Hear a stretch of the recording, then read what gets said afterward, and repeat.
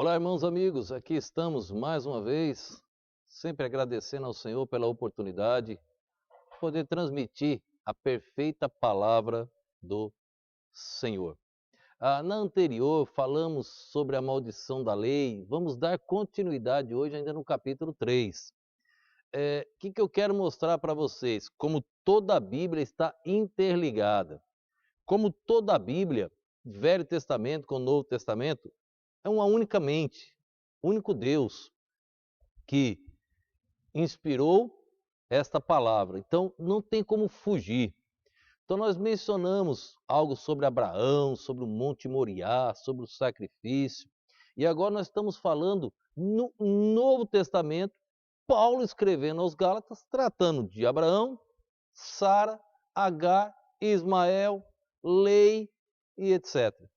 O que Paulo queria mostrar com esses ensinamentos? Então, isso que eu quero tratar com os caros ouvintes, espero que possa estar edificando vossas vidas estes ensinamentos. Eu quero ler um texto aqui hoje, em Gálatas capítulo 3, o versículo de número 22, que diz assim, ó: Mas a Escritura encerrou tudo debaixo do pecado, para que a promessa, pela fé em Jesus Cristo, fosse dada aos crentes. Então eu quero usar como subtema, nesta mensagem, quem foi Cristo no Velho Testamento? O autor da promessa. Então o texto diz que para que a promessa pela fé em Jesus Cristo fosse dada aos crentes. E ele está falando sobre quem? Sobre Abraão, sobre o Velho Testamento. Ele está tratando algo lá do Velho Testamento, aqui no Novo. Por quê? Porque Cristo está em cada página da Bíblia. Todas as páginas da Bíblia estão marcadas pelo sangue precioso do nosso Salvador Jesus Cristo. Você não tem como destacar nenhuma página que não aponte para Jesus Cristo, o Libertador. Se você pegar as primeiras mensagens desta série, você vai ver Gênesis, que eu mostrei, no primeiro verso da Bíblia, ou melhor, no primeiro vocábulo, Bereshit, no princípio. Então nós mostramos Jesus com 3 ou 4 mensagens no hebraico.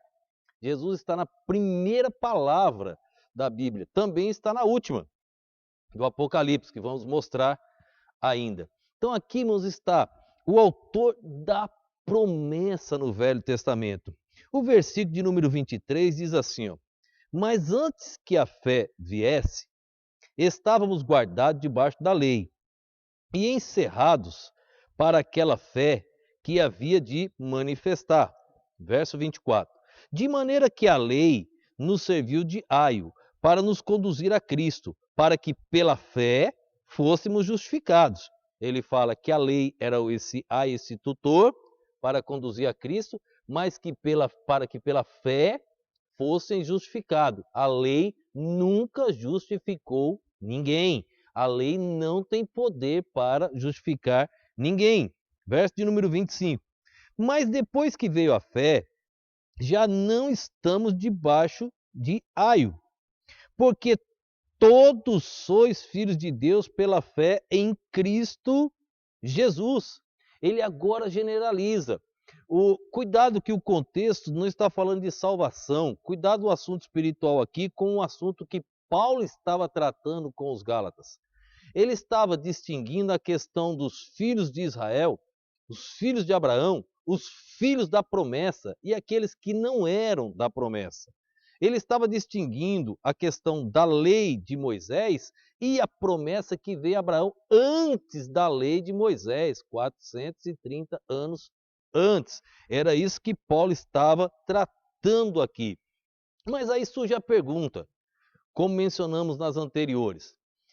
Quem está debaixo da lei está debaixo de maldição, como diz no verso daqui aberto até no versículo de número 10. Vou ler para vocês, Gálatas capítulo 3, verso 10, está no mesmo capítulo. Olha o que diz, ó.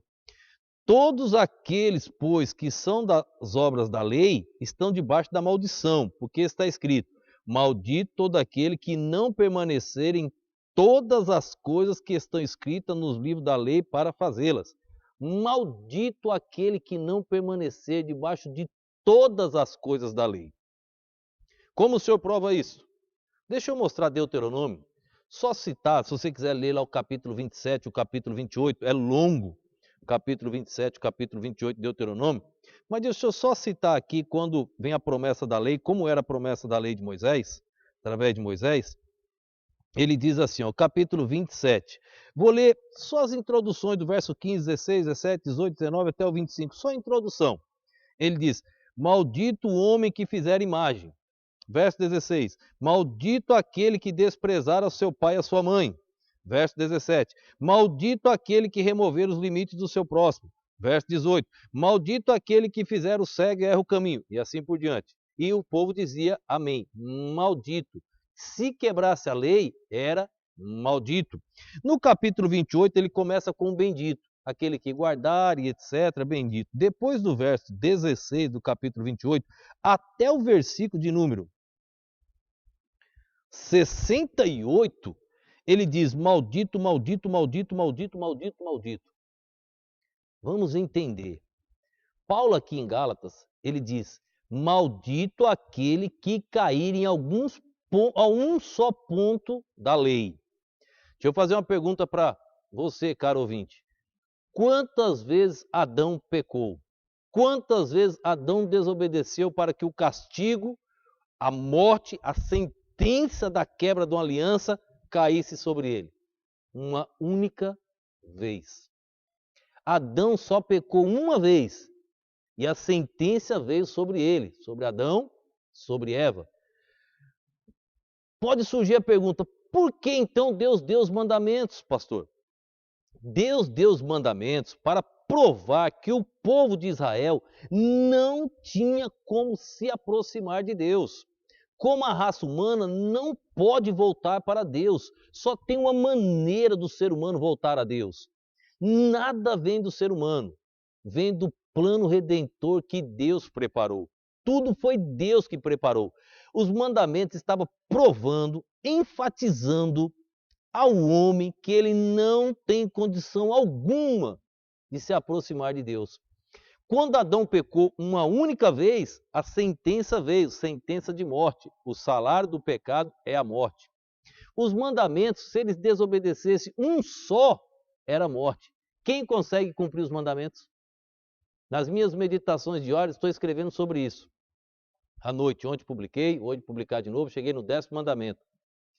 Ninguém pode cumprir os mandamentos. Então, os mandamentos enfatizavam que o homem está separado de Deus. Deus estava provando a Israel que eles não tinham condições. Por quê? Em Êxodo capítulo 19, o povo de Israel disse para Deus, nós podemos obedecer todos os mandamentos. Aí Deus diz, eles não compreendem. Eles esqueceram que eles negaram no Mar Vermelho, na travessia, negaram na hora que faltou pão, negaram que na hora que faltou água, quando o exército se aproximou, eles esqueceram, era um povo autoconfiante. Isso não traz salvação. Salvação só no plano redentor preparado por Deus. Esse era o motivo dos mandamentos, provar ao povo de Israel que não havia condições deles se aproximarem de Deus. Ninguém. Eles apenas não entenderam. Como hoje, muitos não compreendem. Como há 2000 anos atrás, Paulo teve que tratar com o povo da galáxia, que eles não estavam entendendo. Estavam usando a lei de maneira errada. Eles entenderam que se eles cumprissem a lei, eles seriam salvos. Isso é impossível. Primeiro, é impossível alguém cumprir a lei. Por isso que está escrito, maldito aquele que estiver debaixo da lei, porque ele não tem como se salvar, somente através do plano redentor.